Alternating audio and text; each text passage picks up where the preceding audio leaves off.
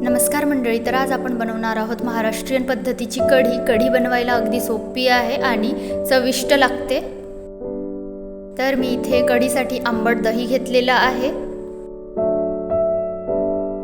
दह्यामध्ये आपल्याला थोडंसं बेसन टाकायचं आहे, म्हणजे कढीला दाटसरपणा येईल आणि कढी फुटणार नाही।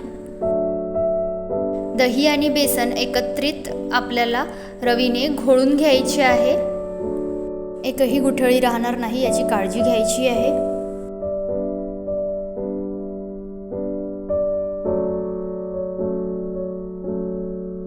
तर इथे आपलं दही आणि बेसन पूर्णपणे एकजीव करून झालेला आहे, घोळणीने घोळून झालेला आहे। यामध्ये पाणी ऍड करायचं आहे आपल्याला। कढीला फोडणी घालण्यासाठी मी इथे 4 ते 5 लसणाच्या पाकळ्या सोलून बारीक चिरून घेतलेल्या आहेत। 2 हिरव्या मिरच्या बारीक चिरून घेतलेल्या आहे आणि 7 ते 8 कढीपत्त्याची पाने घेतलेली आहे। बेसनामध्ये थोडी आलं लसूणची पेस्ट टाकून घ्यायची आहे। आता आपण कढीला फोडणी देऊया। त्यासाठी एका गंजामध्ये तेल तापत ठेवूया। त्यामध्ये मोहरी टाकायची आहे। मोहरी तडतडली की लसणाच्या पाकळ्या टाकायच्या आहेत, मेथीदाणे टाकायचे आहेत आणि जिरे टाकायचे आहे।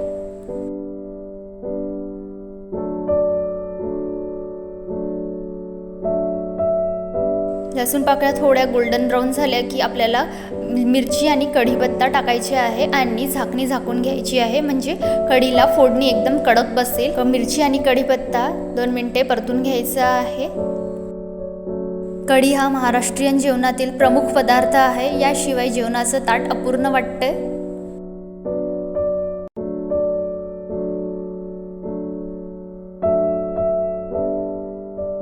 हळद टाकायची आहे थोडीशी।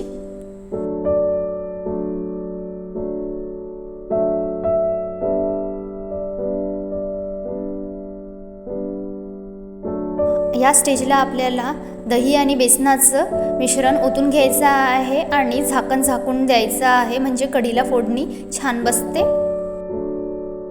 कढीचं मिश्रण पूर्णपणे टाकून झालेलं आहे आणि झाकणी काढून घ्यायची आहे। बघू शकता कढीला छान कडक फोडणी बसलेली आहे। चमच्याने ढवळून घ्यायचं आहे। जेवढं मावेल तेवढं पाणी टाकून घ्यायचं आहे, म्हणजे कढी एकदम दाटही नको आपल्याला। कढीची कन्सिस्टन्सी पातळच हवी आहे। मीठ टाकायचं आहे चवीनुसार। मिक्स करायचं आहे आणि कढीला छान बारीक गॅसवर उकळी काढून घ्यायची आहे, म्हणजे आपली कढी छान शिजेल। या कन्सिस्टन्सीची कढी आपल्याला हवी आहे। तर या पद्धतीने कढी नक्की करून बघा। तर कढी छान शिजलेली आहे, कढीला छान उकळी आलेली आहे। कोथिंबीर टाकूया। या कन्सिस्टन्सीची कढी आपल्याला हवी आहे। जेवणामध्ये कढी असली की जेवणाची चव वाढते। तर व्हिडिओ आवडल्यास लाईक करा, शेअर करा आणि चॅनलला सबस्क्राईब करा। भेटूया नेक्स्ट व्हिडिओमध्ये।